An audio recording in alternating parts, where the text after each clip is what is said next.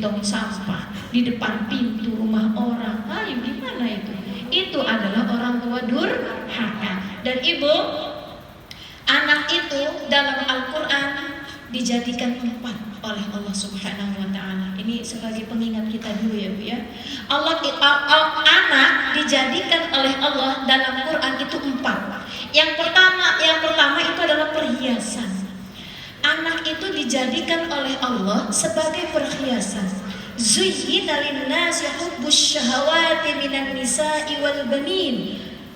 Zuyyina, dihiasinya, linnas, dalam diri manusia, hubbus syahawat, cinta, minan nisa, terhadap perempuan, wal banin, dan laki-laki.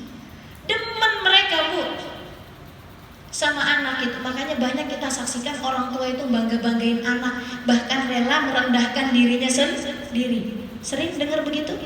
Maklumin aja. Kenapa? Karena fitrahnya begitu. Bustada anak saya tuh ya begini. Ntar kata tetangganya yang ngedenger, berlebihan, lebay. Diemin aja.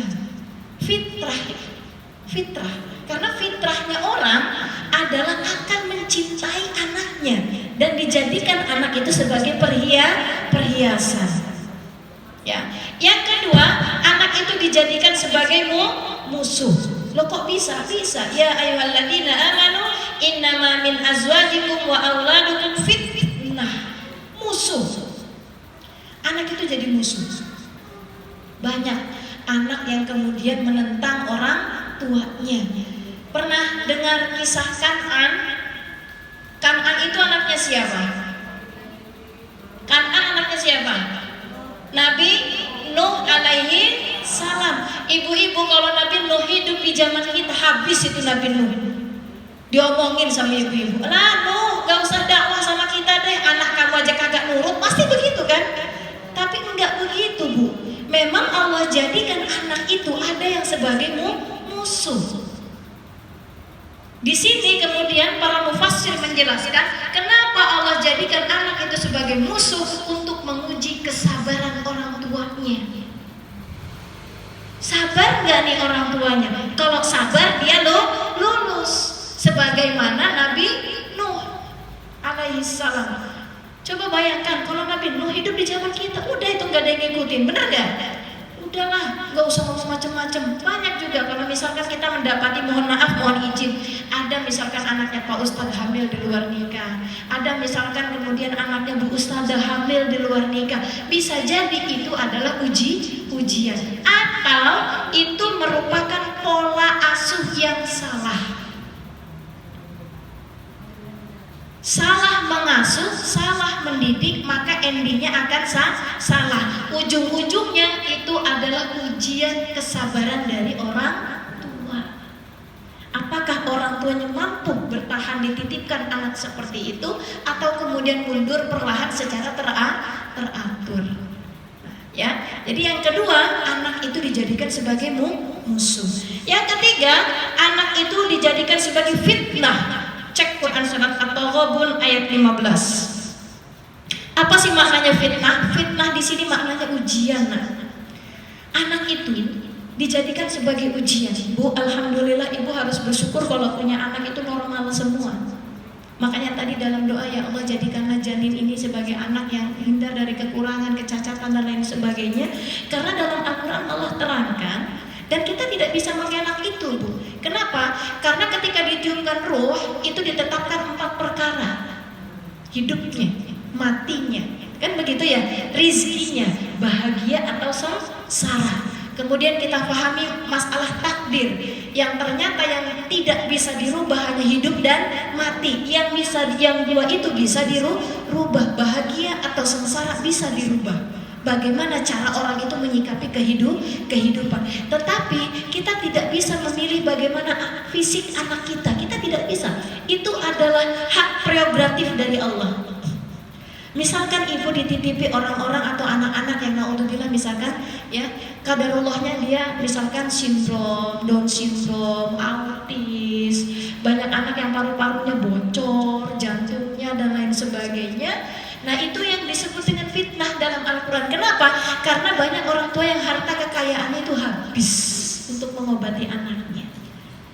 Tapi kalau misalkan ibu mengkaji lebih dalam lagi, anak-anak yang autis, anak-anak yang Down syndrome, ibu ikhlas rela mendidik mereka, menjaga mereka tentu dengan segala keterbatasan yang ada. Anak-anak ini tidak dikenai hisab. Mereka masuk surga bighairi hisabin. Hum yadkhulunal jannah bighairi hisab. Mereka akan masuk ke dalam surga dengan tanpa hisab. Subhanallah. Untuk apa itu? Untuk memberikan balasan. Kalau bahasa seranya bebilas atas kesusahan yang dialaminya semasa hidup di dunia. Begitu ya. Jadi ibu nggak perlu kemudian, kok anak saya Down syndrome ya, kok anak saya autis ya, kan begitu ya, kok anak saya dan lain seterusnya. Ibu, kita harus terus bersyukur dan husnudzan sama Allah dalam kondisi apapun. Karena yang kita sangka baik belum tentu baik menurut Allah. Yang kita sangka buruk belum tentu buruk menurut Allah. Begitu ya. Yang keempat, anak itu dijadikan sebagai qurrata a'yun. Ini yang kita harapkan dari doa itu. Mudah-mudahan anak itu menjadi penyejuk mata, penyejuk hati, pembela orang tuanya ketika di padang mahsyar. Bukankah saya pernah terangkan, anak itu bisa menarik orang tuanya dari api neraka. Qurrata a'yun itu maknanya dalam, Bu. Ya, jadi penyejuk baik di dunia maupun di akhirat. Enggak suka kemudian sebentar itu anaknya mabuk, itu bukan qurrata a'yun itu namanya. Tapi qurrata a'yun itu subhanallah, tuh anaknya Bu Nida katanya mau hataman Quran, subhanallah. Kan begitu. Yuk ibu-ibu hadir tasyakuran. Kenapa? Anaknya Bu Haji Ratu hatam Quran, hafal 30 juz contoh. Itu namanya qurrata a'yun. Maka untuk mencapai semua itu pendidikannya harus dimulai dari dalam perut. Pertama, bacakan Al-Quran sesering mungkin. Kalau tidak sempat membaca itu sesering mungkin, minimal putarkan MP3-nya siang dan malam, non-stop. Seperti itu. Ketika dalam perut. Jangan tempelin perut. Kalau tempelin perut boleh, tapi dengan catatan dimatikan data selulernya, karena nanti radiasinya mengganggu. Anak kalau kena radiasi juga nanti akan kena gangguan. Pakai MP3 aja, banyak sekarang salon kecil begitu tuh, ya kan, diputar terus non-stop, ya.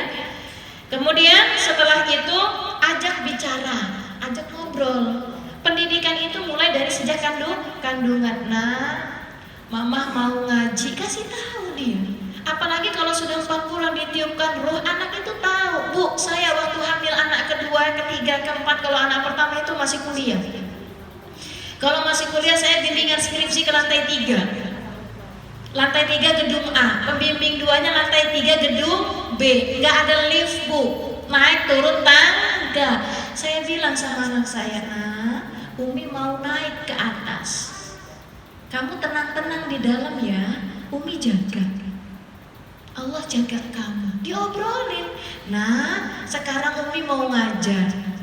Saya suka ngobrol, Bu, sama anak yang nomor 2 yang suka dibawa ke sini. Itu hamil dia itu saya ngajar di UIN. Sebelum saya di Untirta, saya ngajarnya di UIN dulu. Saya suka ngomong, "Nah, hari ini kita ngajar ilmu kalam, ngajar tauhid. Dengerin Umi ya." Respon gak, Bu? Respon. Anak keempat ketika di USG pas adzan itu sujud. Kenapa? Karena qadarullahnya secara fitrah anak itu sujud. Makanya dikatakan kullu mauludin yuladu 'alal fitrah. Setiap anak dilahirkan dalam kondisi fitrah. Apa sih fitrah itu maknanya? Dinan hanifah. Mereka meyakini Allah sebagai Tuhannya. Makanya dalam Quran surat Al-A'raf diterangkan, "Alastu bi rabbikum, bukankah aku Tuhanmu?" Allah nanya kepada janin.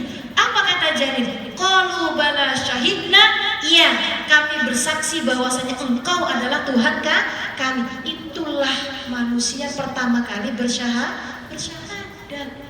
Ibu kalau ditanya kapan manusia pertama kali bersyahadat, bukan pada waktu madrasah diniyah, bukan, tapi ketika